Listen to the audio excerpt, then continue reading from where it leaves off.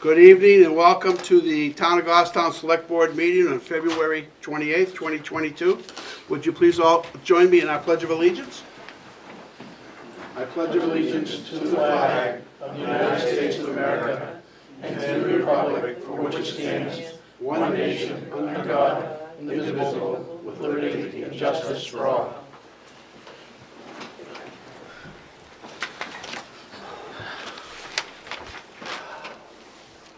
First order of business is acceptance of minutes from 2/14/22 with public and non-public with corrections if necessary.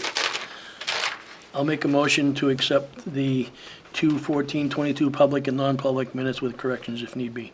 Second. Motion by Mark, seconded by Jim. Any discussion? Corrections? Seeing none, all in favor? Aye. Opposed, abstaining, motion passes. I do have an announcement tonight. As a reminder, next Tuesday, March 8th, is voting day for the town of Goffstown. The polls at the Goffstown High School and the Bartlett Elementary School will open up at 7 a.m. and close at 7 p.m. The town's website has a lot of great information about the items on the ballot tomorrow, including sample ballots of the town and the school district, the 2022 Voters Guide with information about individual warrant articles, and the town budget information. That concludes our announcements. We have, as usual, every year at this time, we get to recognize a couple of people. One is the Volunteer of the Year, and the other is we dedicate our town report. So first up, we'll talk about the Volunteer of the Year. Warren Denby was born near London, England, and moved to Goffstown and from Manchester, New Hampshire over 42 years ago. He's raised three sons, Timothy, Nicholas, and Gregory, with his wife Suzanne within the community. His interest in walking and cycling resulted in him becoming an active member of the Friends of the Goffstown Rail Trail. Volunteering with his nonprofit corporation on work crews, development teams, maintenance groups, he rapidly became a member of the board of directors. This dedication organization of the volunteers has developed and donated significant improvements to our town's 5.54-mile-long park. In February 2016, with the group's first president, Lowell Von Ruden, moving to Oregon, Warren was elected by his fellow directors to the position of president. When he took over the leadership position, 2.6 miles or 47% of the rail trail had been upgraded to town standards. Excuse me. Also, in another time frame, 6% of the trail was pledged to be constructed by developers when they do the construction of abutting parcels. And 2021 was a successful year for rail trail improvement. Not only was 1/2 mile completed near the Hillsborough County Administrative Complex, but Warren also led the development of a grant application to tackle the much-needed improvements on the section of Lynchfield Park Road to Moose Club Park at 2/3 of a mile and 12% of the trail.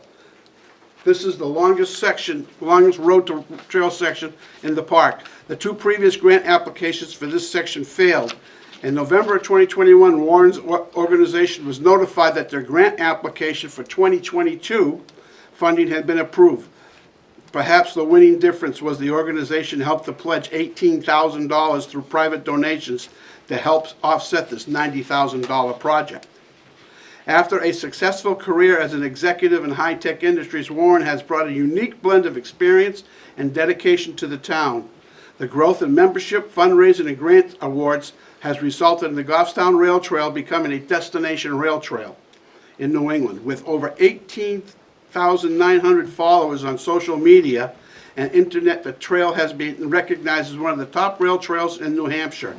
Membership in the FGRT includes not only Goffstown residents, but also enthusiasts from all around our surrounding towns, plus a few from Connecticut, Maine, New York, Rhode Island, and Vermont as well. The Goffstown Rail Trail is quite a healthy, safe walking and bike path connecting Pinardville, Grassmere, and Goffstown Village. The impact of the economic development of the town by Warren and his volunteers is priceless, but without a doubt it will continue now and into the future. Thank you, Warren.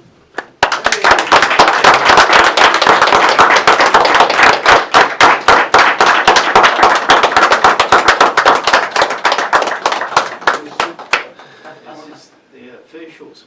Wow.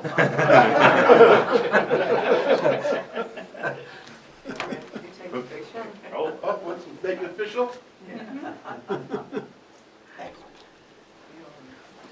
Thank you, Warren. Thank you, Warren. Thank you. Keep up the good work.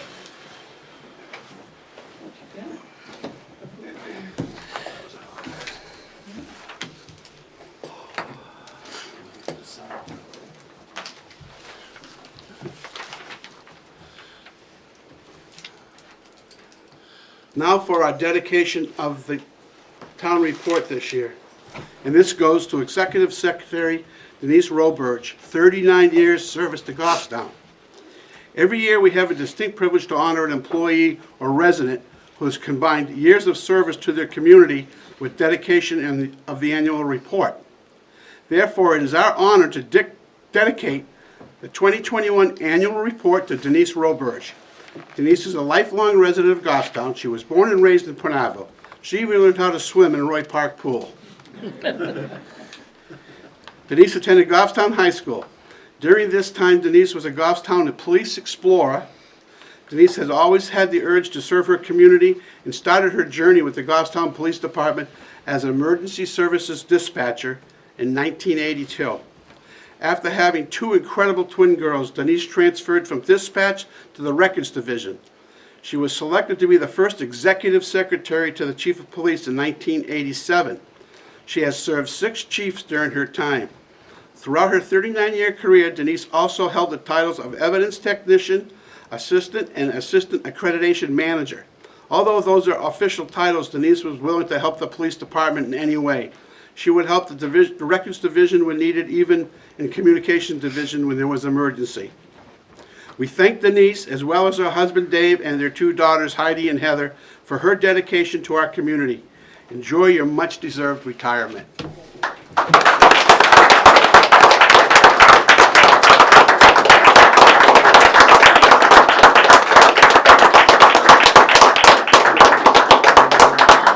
you so much. We go way back, we can do that.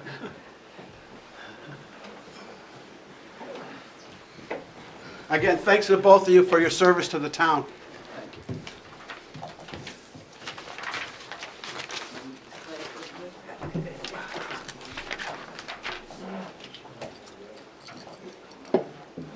Get me situated here.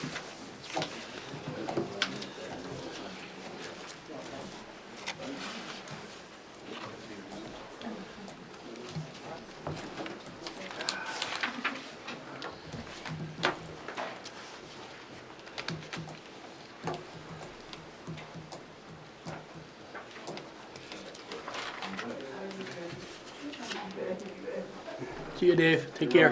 Take care. Thanks again. Bye, Thank Denise. you.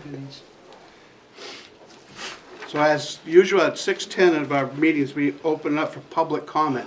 Is there anybody here for public comment? Come on up, state your name.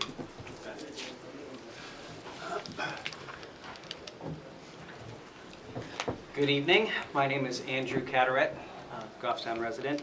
I was chair of the, it's a long name, but the Village Piscataquag River Pedestrian Bridge Ad Hoc Committee. So I just wanted to come in and first thank you for letting me have the time to talk. The committee was formed in July of 2020, and we had presented a final report to the select board in September of 21. And I know some of the committee members have been anxious about wondering what is the next step with regards to that. I was following in the select board's packet, I think Derek or somebody had put together the action matrix, and I know that that had been on there in the past, and I'm just coming forward to, ask, the committee's still interested in helping in any way. Is there anything we can do what are the next steps. We had provided a report with a number of detailed, steps and just any update, anything we can do to help move it forward or what's next. I would love to share that with committee members. It is still on our action matrix. It's under review of the land at Rotary Park and any agreement between the town and the Rotary about the use of this land. So that's in negotiation kind of right now.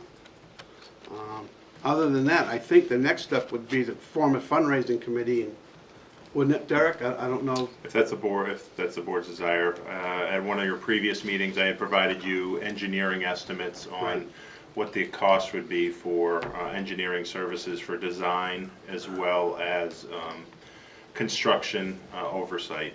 So the board has that.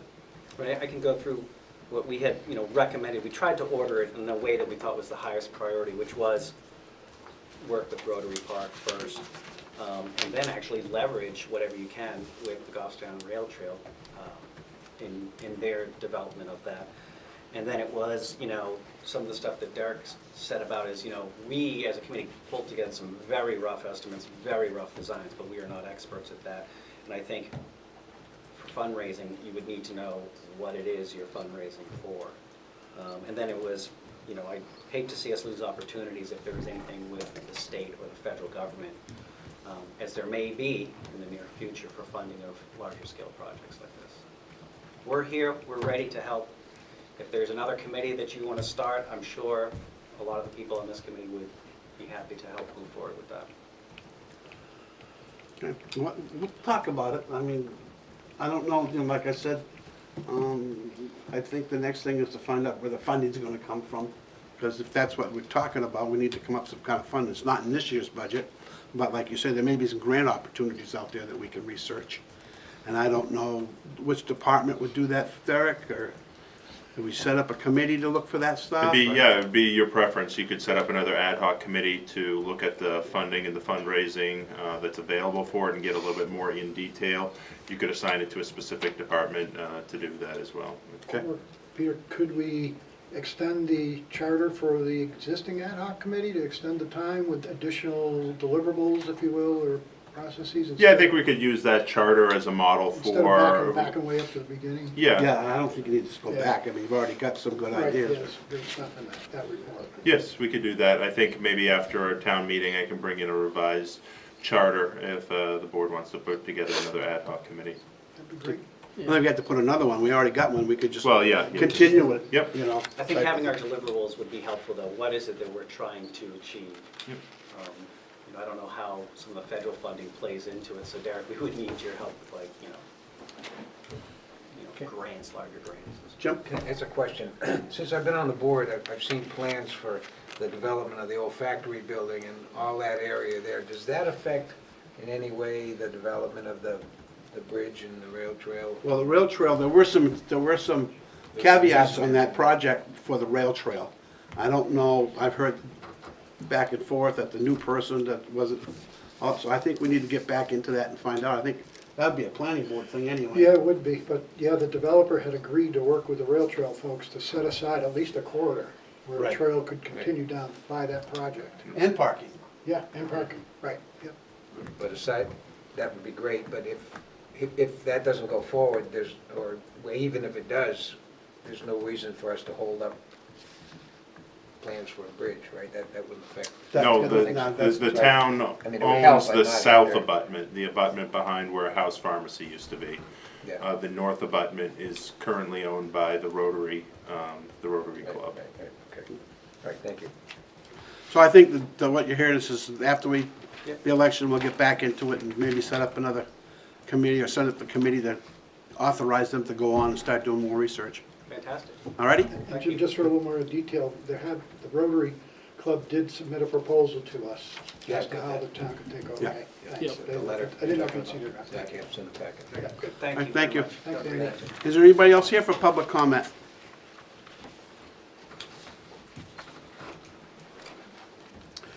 Okay, next up, we'll close public comment. Next up would be interim fire chief.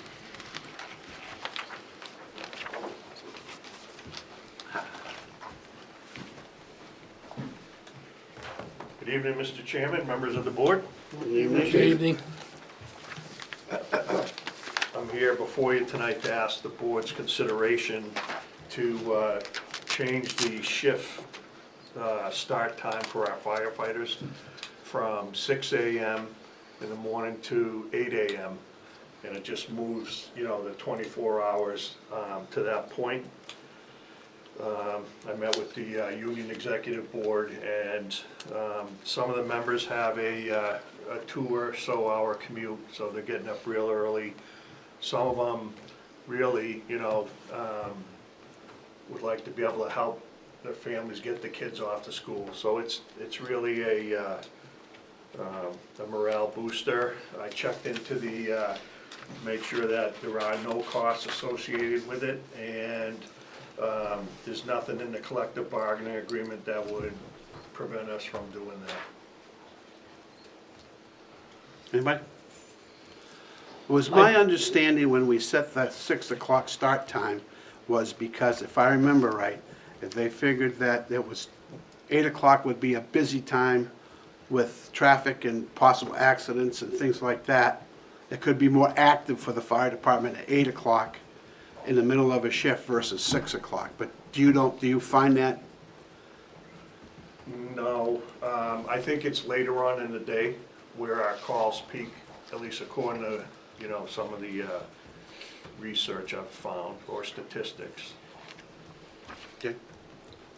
And one of the other reasons, Peter, stems back when Chief O'Brien was here, and we had a pretty good cadre of call people. The call people would work the night shift, and they got out at 6, so they could make their other full-time job at 7 or 8 o'clock in the morning. Now that pretty much done and over with, and I see no problems with going 8 to 8. I think it'd be better in the long run. Okay, I don't have a problem with it. Yeah, I mean, as long as there's no reduction in services, there's no additional costs, sounds to me like it's a good lifestyle thing for the firefighters and their families, so I would fully support it. Do you need a motion? I'll make a motion that we grant the request to shift the hours from a 6 o'clock start to an 8 o'clock start. I'll second Collis's motion. Motion by Collis, seconded by Mark. Any further discussion? Seeing none, all in favor? Aye. Opposed, abstaining, motion passes. Thank you, Mr. Chairman and Thank you. members. Go ahead, Derek. So at tab 6, you have the town administrator's report. The first item is your committee meeting schedule for the next 2 weeks. On Wednesday at 6 p.m., Economic Development Council will be meeting in this room. It's my understanding that Vice Chairman Bowen would not be able to cover that, so be looking for a volunteer to cover that meeting. I'll do that. Okay, thank you. Next week, again, on Tuesday, the polls are open from 7 a.m. to 7 p.m. I've talked to most of you about duties at the polls, but I'll follow up a little bit more with that. And 6 p.m., Sewer Commission's meeting in this room, room 106, and I believe Selectman Adams, you're going to help cover Yeah, that. I'll help out with that. Okay, thank you. Wednesday, 9 a.m., the Highway Safety Committee will meet at the police station, 326 Mass Road. Got that? And Thursday at 7 p.m., the planning board will be in this room. Yes, I have that. Right, thank you. End election day in the sewer. Next page, you have your consent agenda. You have employee status reports. You have a firefighter to firefighter AEMT merit increase. You have a bachelor's degree incentive for a firefighter. You have a DPW truck driver, successful completion of probationary period. You have a temporary position to solid waste foreman for an existing scale house operator. You have a new hire for a dispatcher, and then you have a resignation of an IT help desk technician. Motion to approve the consensus agenda as presented this evening. Second. Motion by Mark, seconded by Jim. Any further discussion? Derek, didn't we have an IT resignation? This is our second. A yes. second one, right? So Yes, we're yep. down 2. Yep. 2 out of 3? Both of our IT help desk techs have found other employment. We have 2 system administrators still with Okay. us. So we have a motion by Mark, seconded by Jim, to approve the consent agenda. All in favor? Aye. Opposed, abstaining, motion passes. On your next page, you have recommendations from the town assessor.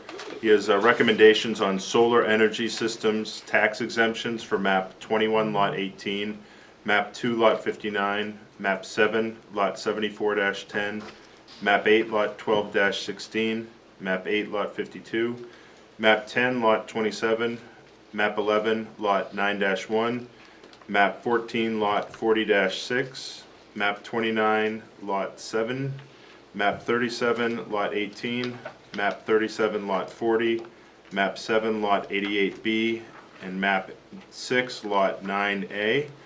You also have veterans tax credits and service-connected disability recommended for map 21, lot 18, map 13, lot 28, map 39, lot 5-16, map 6, lot 17B-140, and map 6, lot 9A.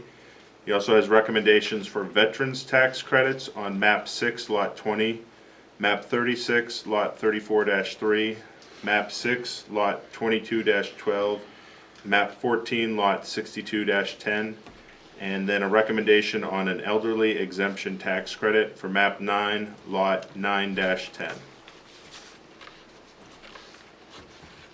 Motion? Motion to approve the assessor's recommendations as have been presented. Second. Motion by Collis, seconded by Jim. Any discussion, questions? Seeing none, all in favor? Aye. Opposed, abstaining, motion passes. Thank you. At your next page, you have a memo from the finance director. Our 5-year lease that we have for our postage meter is coming to an end. The finance office and the finance director did research on available machines. Looking at the state contracts, there are 2 that were within an annual cost of $20 of each other. To ease use and lead time of new equipment as well as training, we'd seek the board's approval to remain with our current vendor, which is Formax. The new lease is a cost of $1,873.56 annually, and it does include a standard non-appropriation clause if for some reason that had to be pulled from the budget. So that's what we're seeking approval for this evening. And this is included in this year's budget? Yes, it is. Okay. Make a motion to authorize the town administrator to enter into a 60-month lease with Formax for continuation of postage meter services as recommended for a cost of $1,600 and... No. No, I'm sorry, that's the other one. $1,873.56. Yeah, well, yeah. Second. Motion by Mark, seconded by Jim. All in favor? Aye. Opposed, abstaining, seeing none, motion passes. Thank you. At your next page, the Historic District and Heritage Commission met last week. The HCC unanimously voted to recommend the Select Board submit a request for inclusion of Grassmere Schoolhouse number 9 and Town Hall, which is commonly referred to as Grassmere Town Hall, onto the State Register of Historic Places. This was entered on the National Register of Historical Places back in the 1990s. There is no cost associated with having this listed. It does perhaps qualify it for some additional state funds and as well as state financial assistance for preservation projects, and as well as it's really to acknowledge the property's historical significance in the town. What would need to be approved this evening would be to authorize staff here to submit the necessary information and to authorize the select board or the select board chairman to sign the owner consent form, which you have included in your packet at the next page. Mr. Chair? I mean, I support this in concept. My question is, does this in any way affect our ability to utilize the building? We had talked about utilizing that for public functions to generate some revenues. Would this in any way limit our ability to do that? No, it would not. It would not change the town's ability to rent that facility or to use it. Great, thank you. Just to alter it. Even alter it, if you are listed on the state Register of Historic Places, there may be some allowances to come to accommodations for ADA rules and stuff like that. It does not limit. It's really it's to signify the historic importance of the place and put it on that state list. There's really no limitations on the use or restoration of that building. Didn't they put an elevator in Not yet. Not yet. We're waiting, Okay, so that's, waiting patiently. We have approximately $275,000 in a capital reserve fund for that purpose. It's estimated that project would likely be about $500,000. So there is a gap of about, $250,000 that needs to be raised through grants or through private donations.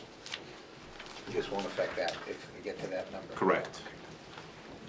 Somebody want to make the motion? Yeah, I will. I mean, I'm totally satisfied as long as it doesn't affect our ability to generate revenues, and it sounds like that's not the case. So I'll make a motion to authorize the select board chair to sign the New Hampshire State Register of Historic Places owner consent form and authorize the town administrator to submit the required information to the New Hampshire Division of Historical Resources to have the Grassmere Schoolhouse number 9 and Town Hall listed on the New Hampshire State Register of Historic Places. Second. Any further discussions or questions? Seeing none, all in favor? Aye. Opposed, abstaining, motion passes. I'm sorry, Collis made the motion, Jim seconded it.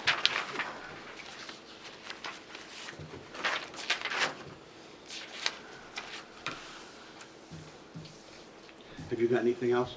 I don't have anything else. You have a public hearing in about 4 minutes. Right. And then printed out on your table this evening was a updated copy of the action matrix with the updated vehicles. Yeah, we could probably do that in a couple of minutes, there's not much there. We're still working on number 1. Yes, yep. Any update? No? No, the county administrator advised me that he was gonna take it to the county commissioners at their meeting last week. And I haven't had a chance, or I haven't Reach out. received an update from him. I have reached out to him twice since that meeting, but I think with vacation, he's out of the office a little bit, so. Then the next one we kind of touched on already. So, then we got fire, town vehicles, this is the largest I've ever seen. Engine 1. Ladder exterior. Engine 2, in service with damage. Both of these are in service with damage. Fire ambulance 2 is out of service. Didn't we get one of these back?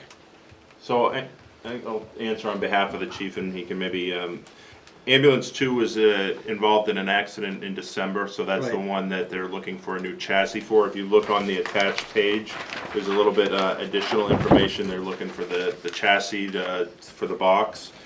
And then ambulance 3 had the issue with the gas tank. Which is back in service. It I thought- was back in service, but now there's a new issue with the there's electrical problems in the battery box. Okay. But it was back in service, and we still have the loaner at this time And we have the UTV, which is out for for fuel a fuel pump. Right. Yep. 6-wheel dump out of service with a transmission issue. Yep. And the drive belt wiring harness.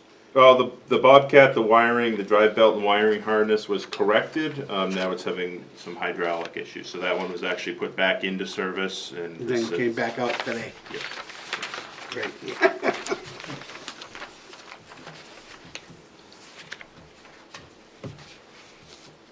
We do have a public hearing scheduled at 6:30. Did you want me to read this into the public hearing? So I think it'd be appropriate to open the public hearing Yeah. you have at tab 7, and then if there's anybody in attendance that can provide, but yes, if you'd like, I'd be willing to read this, but yeah, I think it'd be appropriate to add this in. Yep.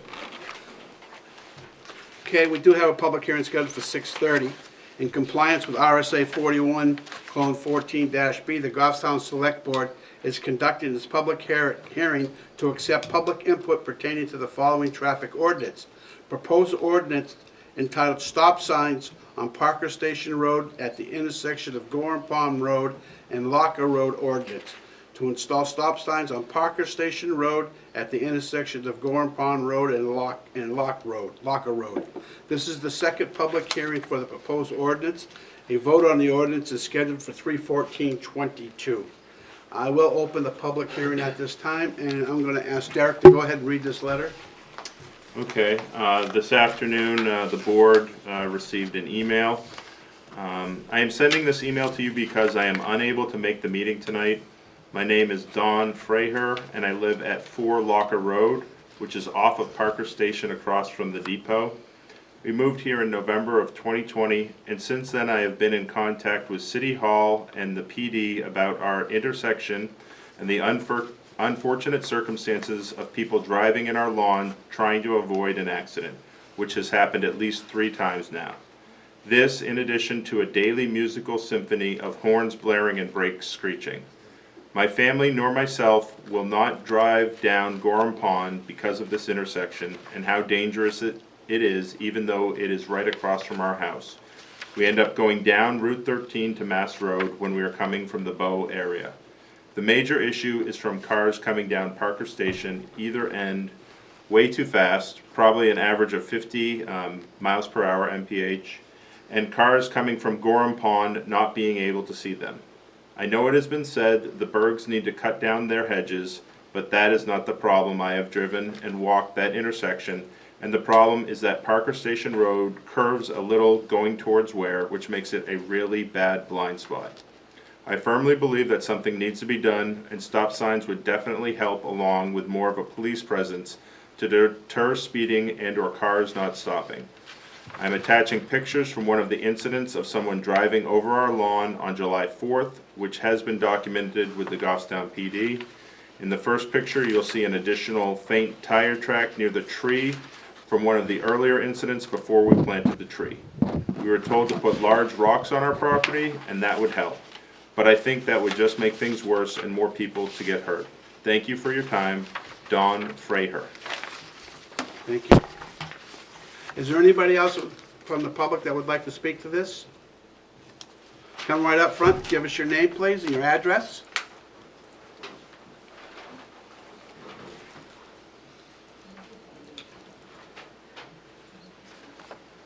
Good evening. Not gonna be that Probably long. still got, it hasn't been that long ago since you sat there, was it? 20 years. 20 years, that long already? Yeah. Oh, jeez. Absolutely. Ed Hunter, Parker Station resident, 45 years at 33 Parker Station Road. I understand the speeding aspect of it. I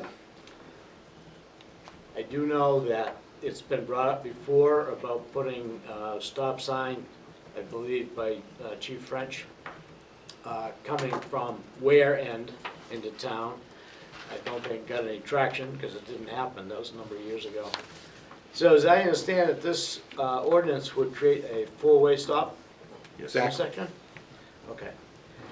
So a couple of points. I understand if there's safety issues, documented safety issues, then we need to do something about it. I don't remember any accidents there, but you try to get ahead of that. I understand that. But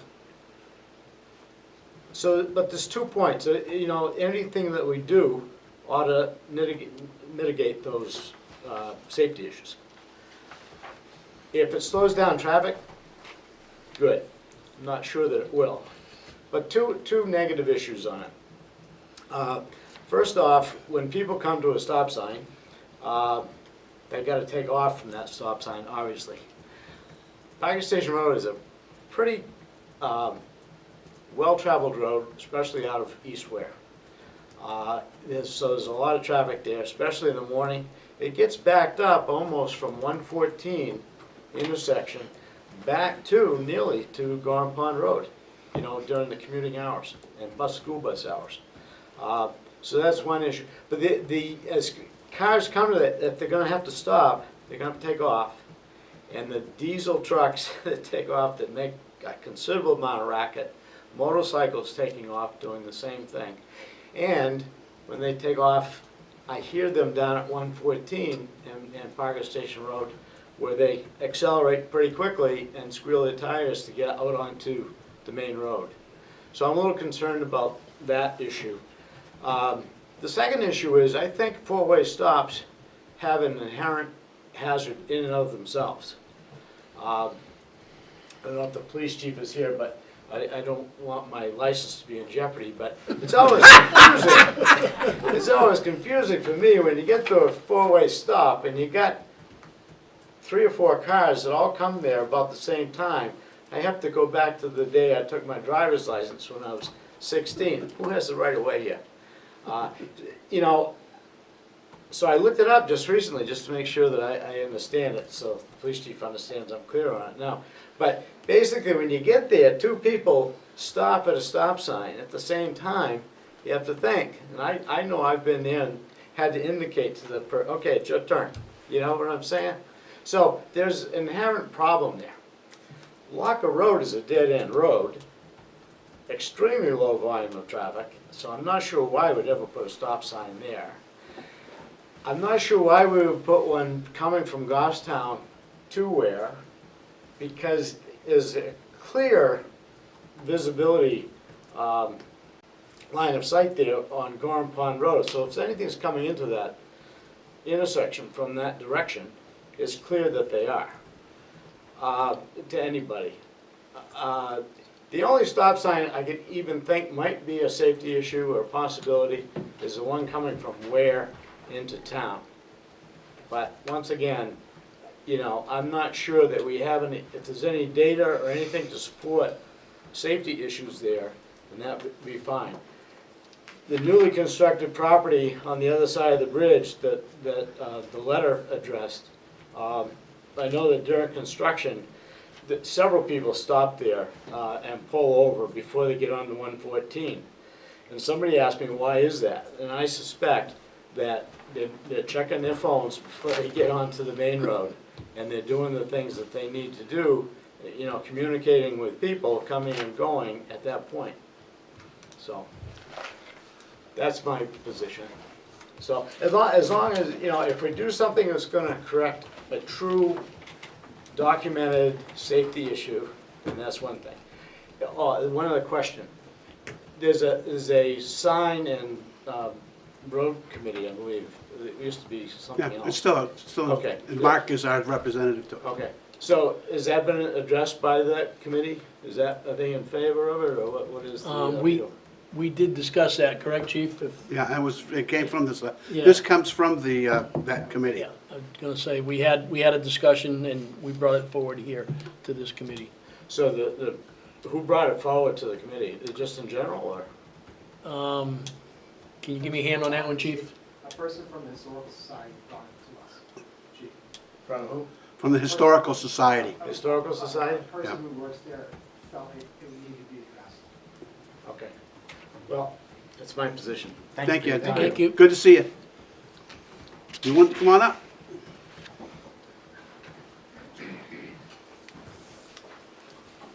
Name and address?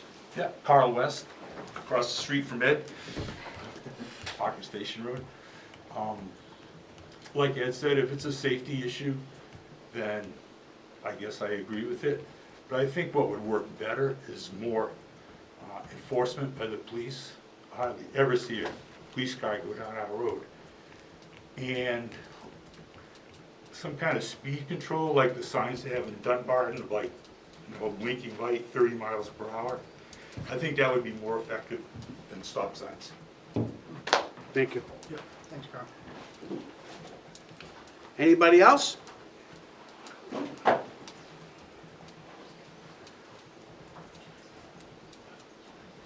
Carol Bird, 24 Parker Station Road. I have to agree with what's been said so far. The only real issue is the speed on Parker Station Road. It's ridiculous. Totally ridiculous. And I don't know if the signs are gonna help it at all.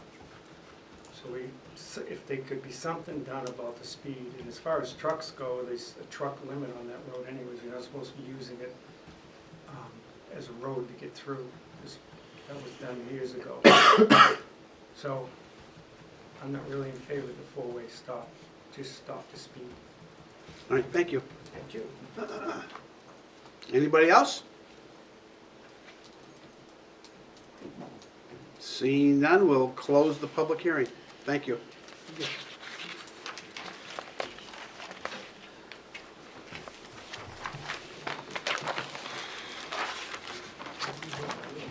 voting on this? Yeah.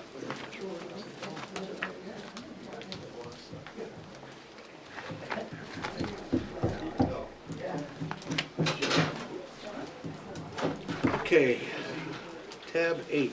You don't have a tab 8. New business.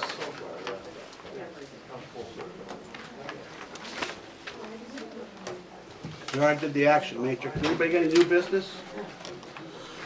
I think, anybody else here for public comment? Seeing none, we'll close public comment. The only thing that I mentioned before is I want to double check to make sure that Kathy is getting those signs out on the new business. When you signed up, were you given a sign thing where you could put signs? No. I will check. It was my understanding that when the town clerk was, when people were signing up for office, that she has a one-page that explains what the current state law is about political advertisements, where they can be placed. We have, our building inspector has removed a handful of signs from the Grassmere traffic circle, as well as a traffic circle at Pleasant Street and Main Street. Those are maintained here. Candidates have been notified because they do have the ability to come in and pick those signs back up, and we use that as an opportunity to inform them. Again, it was my understanding that Kathy did provide something, but I'll check with her tomorrow. We can perhaps improve upon that moving forward. And then it's generally if we see it when somebody's driving into work, or if we receive a complaint about it, we primarily focus on the rotaries in town to make sure that they're not on those to distract any drivers going through those intersections, or any other town property like the town common, anything. So we notify the offenders directly? We notify the candidates. We don't know, you know, I spoke with at least one candidate, said, you know, that they hadn't put it there.